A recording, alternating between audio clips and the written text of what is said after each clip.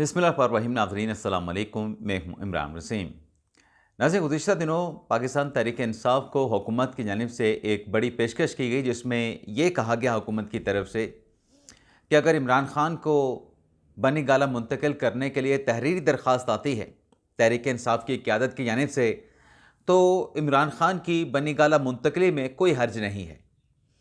अब नाज़रीन, हुकूमत की इस पेशकश के बाद जो साबिक स्पीकर कौमी असम्बली असद कैसर साहब का जो एक रिएक्शन था, जो जवाब था, जिसमें उन्होंने ये कहा कि पार्टी की सतह पे हुकूमत की इस पेशकश का हम जायज़ा लेंगे। अब नाज़रीन, इस ऑफ़र के बाद, खान साहब की बनी गाला मुंतकली की इस पेशकश के बाद, हुकूमत की तरफ से तहरीक इंसाफ की क़यादत को एक नई पेशकश की गई है, एक नई ऑफ़र की गई है। ये ऑफ़र क्या है? और खैबर पख्तूनख्वा के नए वज़ीर आला सोहेल अफरीदी ने किस कमाल के साथ अलीमा खान साहबा की छुट्टी करा दी है, ये मामला क्या है? और इसके अलावा कुछ और भी अहम खबरें हैं जिनकी डिटेल इस वीडियो लॉग में आपके साथ हम शेयर करने जा रहे हैं। लेकिन प्रोग्राम का आगाज़ करने से पहले आपसे दरख्वास्त के चैनल को सब्सक्राइब कर लें, बेल आइकॉन का बटन प्रेस करें, वीडियो पसंद आए तो इसे लाइक और शेयर ज़रूर करें। तो नाज़रीन, जो बनी गाला की ऑफ़र की वफाकी वज़ीर तारिक फ़ज़ल चौधरी ने इस ऑफ़र के बाद जो असद कैसर साहब का रिएक्शन था, जो जवाब था, इस मामले से कोई 1 साल पहले, यानी एग्जैक्टली 1 साल पहले यही बात हो रही थी बानी तहरीक इंसाफ इमरान खान को मुंतकिल करने की, जब खान साहब 26 नवंबर की या 5 नवंबर के एहतजाज की कॉल दे चुके थे। तो शेर मरवत साहब के मुताबिक कि जो हुकूमत की 2 रुकनी टीम थी, जिसमें मोहसिन नकवी साहब थे, राना सुनालो साहब थे, और जो अमीनो अली अमीन की जो टीम थी मुज़ाकराती, उसमें गंडापुर साहब थे, बैरिस्टर गौर साहब थे, और फिर इस एक मौके पे मैं भी उसमें शामिल हो गया था। अब उस मुज़ाकरात के अदवार में भी खान साहब की बनी गाला मुंतकली से मुतल्लिक बात हो रही थी कि खान साहब को कहाँ मुंतकिल किया जाए। तो गंडापुर साहब का ऑफ़र ये था, तजवीज़ ये था कि खान साहब को ज़मान पार्क या फिर बनी गाला मुंतकिल कर दिया जाए। अब वो बेल मुंडे नहीं चढ़ी थी कि अलीमा खान साहबा और बुशा बीबी साहबा जो उस एहतजाज को लीड कर रही थी, उनसे जब कहा गया कि आप संजानी के मकाम पे रुक जाएं, वहाँ पे एहतजाज दें, धरना करें, स्टे कर लें, लेकिन बुशा बीबी साहबा उस मकाम पे उन्होंने स्टे नहीं किया और वो डी चौक की तरफ आ गई। तो वो जो बेल थी, जो बातचीत हो रही थी, वो मुंडे नहीं चढ़ सकी। अब एग्जैक्टली 1 साल के बाद फिर हुकूमत ने ऑफ़र किया है, और ऑफ़र इस तनाज़र में आई है, जो पीटीआई की क़यादत, पीटीआई के जो लोग हैं, जो ये शिकवा या ये शिकायत करते हैं कि खान साहब को 8/12 के सेल में रखा गया है। इस पर हुकूमती मिनिस्टर ने उनको ऑफ़र किया था कि फिर आप तहरीरी दरख्वास्त दे दें, खान साहब को बनी गाला मुंतकिल कर देते हैं, इसमें कोई हर्ज नहीं अगर खान साहब को अडयाला से निकाल के बनी गाला मुंतकिल कर दिया जाता है। अब नाज़रीन, नई जो ऑफ़र हुकूमत की जानिब से की गई है, वो ऑफ़र नाज़रीन जो खैबर पख्तूनख्वा के वज़ीर आला हैं जनाब सोहेल अफरीदी साहब, जिस दिन से वो वज़ीर आला बने हैं, उन्होंने एहतजाज की सियासत पकड़ रखी है, मुज़ाहमत की सियासत को वो फॉलो कर रहे हैं, और उनका मकसद ये है, सोहेल अफरीदी साहब का पहले दिन से, जब से वो नामज़द हुए हैं, उसके बाद इंतखाब हुआ, हल्फ उठाया, लेकिन पहले दिन से अपनी नॉमिनेशन के बाद सोहेल अफरीदी साहब का जो मतमा नज़र आ रहा है, वो ये है कि मैंने इमरान खान के सामने ख़ुद को सुरखरू करना है। किसके सामने? बानी पीटीआई के सामने। बाकी कोई पार्टी का मुझसे राज़ी हो, पार्टी का कोई रहनुमा मुझसे नाराज़ हो, मेरा उसके साथ सोहेल अफरीदी साहब की बॉडी लैंग्वेज, उनका कहना, उनका अज़म और उनके इरादे ये हैं कि जो मर्ज़ी नाराज़ होता है हो जाए, मैंने खान साहब को राज़ी करना है, उनकी अदालत में ख़ुद को सुरखरू करना है। अब नाज़रीन, ये जो मुज़ाहमत का बयानिया लेके चल रहे हैं सोहेल अफरीदी साहब, कल खैबर में उन्होंने एक अमन जिरगे के साथ खिताब किया, और उस खिताब में सोहेल अफरीदी साहब ने इस बात का ऐलान किया कि वो इस तरह के अमन जिरगे जो हैं, वो पूरे पेशावर में करेंगे। पेशावर के तमाम अज़ला में इस किस्म के जिरगे किए जाएंगे। और कल रात जो वज़ीर आला हाउस में जो इजलास हुआ है, सिविल अफरीदी साहब की सरबराही में, जिसमें पाकिस्तान तहरीक इंसाफ की क़यादत असद कैसर साहब, बैरिस्टर गौर साहब भी मौजूद थे, उसमें भी खैबर पख्तूनख्वा असम्बली में भी अमन जिरगा बुलाने का फैसला किया गया है। अब उस अमन जिरगे में जो कि असम्बली में होगा, उसमें कौन कौन शरीक होंगे? उसमें सियासी अमायदीन होंगे, उसमें कबायली अमायदीन होंगे, कबायली मशरान होंगे, सिविल सोसाइटी के लोग होंगे, उसमें वकला होंगे, दीगर नामवर शख्सियात को जो है वो बुलाया जाएगा। लेकिन सोहेल अफरीदी साहब के ऐलानात से और उनके तर्ज़ हुकूमत और तर्ज़ सियासत से ऐसा लगता है कि वो जल्द जो है किसी बड़ी तहरीक का, किसी बड़े एहतजाज का ऐलान कर सकते हैं। और जब भी वो एहतजाजी तहरीक का ऐलान करेंगे तो मरकज़, डेस्टिनेशन जो है वो इस्लामाबाद होगी। अभी ऐसा लगता है कि जैसे सोहेल अफरीदी साहब जो हैं पाकिस्तान तहरीक इंसाफ के वर्कर सपोर्टर का टेम्पो बना रहे हैं कि उनमें वो जोशो जज्बा पैदा हो, और जब वो टेम्पो बन जाए तो फिर एहतजाज की कॉल जो है वो दी जाए इमरान खान की इजाज़त के साथ। अब नाज़रीन, जो एहतजाज वाला सिलसिला है और मुज़ाहमत और एहतजाज की जो सियासत है, इसको अलीमा खान साहबा लीड कर रही थी। अलीमा खान साहबा एहतजाजी बयानिए और मुज़ाहमत की सियासत को लेके चल रही थी। लेकिन अब जब से सोहेल अफरीदी साहब आए हैं और वो एहतजाज और मुज़ाहमत की सियासत और बयानियों को जैसे लेके चल रहे हैं, मैं कामयाब होने की बात नहीं कर रहा। कामयाब होना ना होना जब वक्त आएगा तब पता चलेगा। लेकिन जिस अंदाज से, जिस तेज़ी के साथ, जिस पेस के साथ वो इस हिकमत अमली को लेके चल रहे हैं कि एहतजाज और मुज़ाहमत, उसने अलीमा खान जो फैक्टर है उसको पीछे धकेल दिया है। अलीमा खान फैक्टर में खुद अलीमा खान साहब भी हैं और अलीमा खान से जुड़े पार्टी के लोग भी हैं। अब जो वर्कर सपोर्टर हैं, जो पीटीआई के खान साहब के जो चाहने वाले हैं, वो सोहेल अफरीदी के इर्द गिर्द इकट्ठे हो रहे हैं।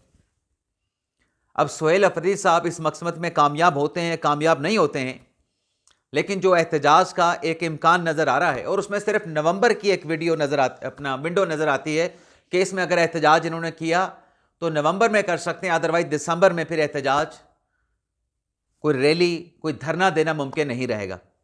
तो नवंबर के महीने की एक विंडो नज़र आती है, और इस दौरान अगर ऐलान कर दिया गया और इस्लामाबाद का रुख अगर सोहेल अफरीदी साहब करते हैं, तो जैसे बनीगाला की ऑफ़र की गई है कि तहरीरी तौर पे दरख्वास्त दें, तो इस एहतजाज पे, धरना देने पे हुकूमत ने तहरीक इंसाफ को एक नई पेशकश कर दी है। अब नाज़रीन, वो नई पेशकश क्या है? वो नई पेश हुकूमत की ये है कि आएँ, बिल्कुल एहतजाज इनका हक है, करें, एहतजाज करें, धरना दें, लेकिन पहले तहरीरी दरख्वास्त दें। अदालत अपने इंतज़ामिया को पहले तहरीरी दरख्वास्त दें, तहरीरी दरख्वास्त पे इनको इजाज़त होगी धरना देने की, एहतजाज करने की। लेकिन अगर अमन व अमा को नुकसान पहुँचा, अगर लॉ एंड ऑर्डर की सूरत हाल क्रिएट हुई, तो फिर इस सूरत में एक्शन भी उतना सख्त होगा। यानी हुकूमत इजाज़त देने को तैयार है, लेकिन इजाज़त के लिए पहले यकीन दहानी करवाना पड़ेगी, यकीन दहानी कराना पड़ेगी, और शराइत तय होंगी कि आपका एहतजाज जो है, जो आप धरना देंगे, उनमें इन शराइत को फॉलो किया जाएगा। और ये हर एहतजाज, हर जमात के धरने, हर जमात का जो रैली होती है, उसमें वो शराइत रखी जाती हैं। तो देख लेते हैं तहरीक इंसाफ इस ऑफ़र को भी एक्सेप्ट करती है कि नहीं एक्सेप्ट करती, कि तहरीरी तौर पे दरख्वास्त दे के पहले इजाज़त हासिल करें और फिर आ जाएं बेशक। और मेरे ख्याल से रेड जोन में आने नहीं दिया जाएगा, डी चौक पे जाने नहीं दिया जाएगा, संजानी जैसे मकाम पे या और इस्लामाबाद से बाहर, इस्लामाबाद के बिल्कुल किनारे पे, वहाँ पे इनको एहतजाज और धरना देने की इजाज़त होगी, लेकिन वो भी मशरूत तौर पे। लेकिन अगर हैंकी फैंकी हुई तो फिर हुकूमत का जो कहना है कि रिएक्शन पे भी उतना सख्त होगा। लेकिन आते इसके साथ साथ अब खान साहब चूँकि उनको ऑफ़र की गई है बनीगाला और इधर मुंतकिल करने की, तो यहाँ पे नाज़रीन एक और चीज़ भी आपके साथ डिस्कस कर लें। ये हमारे प्रोग्राम से हटके है, लेकिन हक़ाइक़, कुछ चीज़ें आपके नॉलेज में लाना, आपके सामने रखना ज़रूरी है। नाज़रीन, खान साहब एक बयानिया बनाते हैं कि उन्हें सियासी इंतकाम का निशाना बनाया गया। अब ये बात जो मैं कहने जा रहा हूँ इसलिए दुरुस्त है, इंतकाम का नहीं, जो मैं बात कहने जा रहा हूँ इसलिए दुरुस्त है कि मौजूदा रजीम में खान साहब के खिलाफ बहुत ज़्यादा मुकदमात बनाए गए, लेकिन वहीं जहां मुकदमात बने और खान साहब इस रजीम को ये कहते हैं कि मुझसे सियासी इंतकाम ले रही है, वहीं इसी रजीम में खान साहब को इसी रजीम ने रिलीफ भी दिया है। खान साहब के लिए एक हमदर्द का किरदार अदा किया। अब पूछें आप कि वो कैसे? देखें, 190 मिलियन पाउंड केस का जो मामला है वो ओपन एंड शट है। अब किसी ने नहीं मानना, किसी को नहीं नजर आ रहा आंखों के साथ भी, अच्छी खासी अगर किसी की बिनाई भी है, वो नहीं देख पा रहा, तो फिर उसका अपना कसूर है। अब मैं ये क्यों कह रहा हूं? जब यह सवाल होता है कि खान साहब की बेटी मतलब जो टैरियान है, जो कि सलमान और कासम के साथ जमामा के घर में रहती हैं, जब यह सवाल होता है कि वो खान साहब की बेटी हैं या खान साहब की बेटी नहीं है, तो रियासत मदीना बनाने वाला वो उम्मत मुसलमान का लीडर इस सवाल का जवाब क्यों नहीं देता? अपने सियासी मुखालफिन से तो हर तरह की मनी ट्रेल मांगता है, और खान साहब ने अपने वर्कर के साथ ये एक वादा भी किया था, कसम उठा के, कुरानी आयात पढ़ के, कि आपके साथ मैं सच बोलूँगा, झूठ नहीं बोलूँगा। तो ये बड़ा एक सादा सा सवाल है कि टैरियन किसकी बेटी है, खान साहब की बेटी है या खान साहब की बेटी नहीं है? जब भी ये सवाल किया जाता है ना, तो इस सवाल का जवाब नहीं आता है। हालांकि इतना मुश्किल सवाल नहीं है। अगर नहीं है तो भाई ठीक है, नहीं है, और बेटों के साथ अगर रह रही है तो वो जमामा ने रखा हुआ है। बेटों का क्या ताल्लुक हो सकता है अगर जमामा ने वहाँ पे रख लिया, किसी को लेके पाल लिया है। लेकिन ना करें ना भी नहीं करते, हाँ भी नहीं करते, और लीडर हैं उम्मत मुसलमान के, बनानी है रियासत मदीना। अब नाज़रीन, जो मैंने कहा ना कि खान साहब के खिलाफ जो केसेस हैं, 190 मिलियन पाउंड केस, अब इसको कोई सियासी इंतकाम का केस कहे वो अपनी जगह पे, लेकिन फैक्चुअली जो बात है कि मलिक रियाज का पैसा बरतानिया में पकड़ा गया था, वहाँ पे मलिक रियाज उन पैसों की जस्टिफिकेशन वजाहत नहीं दे पाया था, और फिर वो पैसा इमरान खान साहब के दौर में सहूलतकारी के साथ, हुकूमत की सपोर्ट के साथ पाकिस्तान में वापस आया और मलिक रियाज के कर्जे में एडजस्ट कर दिया गया। ये फैक्ट्स हैं, हम सज़ा पे नहीं जाते कि सज़ा क्या हुई है। इसी तरीके से साइफर का केस जो इमरान खान साहब के खिलाफ बनाया गया, अब वो साइफर का जो केस था उसमें खान साहब ने उस पर जो अपना उसको खेला उस साइफर के साथ, वो भी किसी से ढका छुपा नहीं। ऑडियोज़ आई थी शाह महमूद कुरैशी की, असद कैसेस की, कि आपने मुल्क का नाम नहीं बताना, इस साइफर के साथ हमने खेलना है। लेकिन आप ये देखें कि उस साइफर केस में, जैसे मैंने कहा कि खान साहब इल्ज़ाम तो लगाते हैं कि प्रोसिक्यूशन मेरे खिलाफ की गई है, मेरे खिलाफ मुकदमात बनाए गए हैं, लेकिन उस प्रोसिक्यूशन में जो जल्दबाजी की गई उसका खान साहब को फ़ायदा हुआ। तो प्रोसिक्यूशन तो एक सिंपथाइज़र का किरदार भी इमरान खान साहब के लिए अदा करती रही। अब साइफर केस में इमरान खान साहब को सज़ा होती है, लेकिन हाई कोर्ट से वो सज़ा जो है वो ख़त्म हो जाती है, सस्पेंड हो जाती है, कलअदम करार पाती है।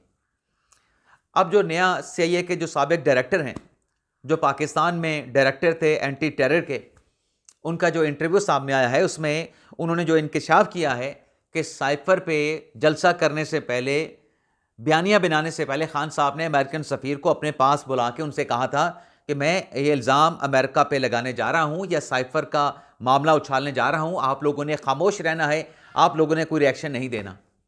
और CIA के साबिक डायरेक्टर ये कहते हैं कि खान साहब को आगे से अमेरिकी सफ़ीर ने यह कहा कि अमेरिका पे तो हमेशा इल्ज़ाम लगते रहते हैं, यानी पॉजिटिव रिस्पांस दिया गया।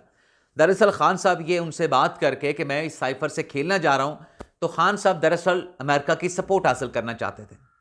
और फिर CIA के डायरेक्टर ये भी बताते हैं कि जब खान साहब की गिरफ्तारी हुई, गिरफ्तारी के वक्त भी पहले या बाद में अमेरिकन रजीम को पैगाम पहुँचाया गया कि मुझे रिहा करवाएं इनसे। तो इस्टेब्लिशमेंट ने ना अमेरिका की बात सुनी, ना अमेरिका के ज़रिए जो बरतानिया को मैसेज दिया गया, गोल्ड सिमत ख़ानदान को जो पैगाम दिया गया, उस पैगाम को भी जो है वो नज़रअंदाज कर दिया गया। इस्टेब्लिशमेंट ने इनकार कर दिया खान साहब की रिहाई पे। जहाँ से भी अप्रोच हुआ, चाहे बरतानिया से रजू हुआ, बरतानिया से अप्रोच हुआ, चाहे अमेरिका से अप्रोच हुआ, पाकिस्तान की इस्टेब्लिशमेंट ने इस मामले पर कोई पॉजिटिव रिस्पांस देने से इनकार कर दिया। लेकिन इस चीज़ से निकली क्या? इस चीज़ से ना से निकला यह है कि साइफर एक जेन्युइन केस था। आप अमेरिकन सफ़ीर को बुला के भी कह रहे हैं कि मैंने खेलना है, उनकी परमिशन भी ले रहे हैं कि मेरे खिलाफ आपने कुछ करना नहीं है इस बयानिया बनाने पे, तो साइफर तो एक हकीकत आना है कि उसके साथ खेला गया। लेकिन हमारा अदालती निज़ाम ऐसा है कि अगर उस साइफर को उस केस के साथ अटैच करते थे तब भी मरते थे, अटैच नहीं किया गया तब भी फैसला खिलाफ आ गया। यानी अगर साइफर के केस के साथ आप साइफर ओरिजिनल लगा देते तो फिर ये कहते, अदालत से सवाल होता कि आपने तो खुद पब्लिक कर दिया, तो फिर साइफर अगर खान साहब ने पब्लिक कर दिया क्या हर्ज है। अब लगाया नहीं गया था केस के साथ, तो अदालत का ये कहना था कि आपने असल साइफर तो उसके साथ लगाया नहीं, तो आपका तो केस ही मजबूत नहीं, केस की बुनियाद ही नहीं। तो ये जो नाज़रीन रवैया है और उसमें प्रोसिक्यूशन की जो कमज़ोरियाँ हैं, ये तो खान साहब के हक में गई हैं। लेकिन आज साबिक डायरेक्टर CIA के इंटरव्यू के बाद ये साबित हुआ है कि साइफर एक हकीकत थी। साइफर के साथ जो सियासी खेल खेला गया वो भी एक हकीकत थी। इजाज़त चाहता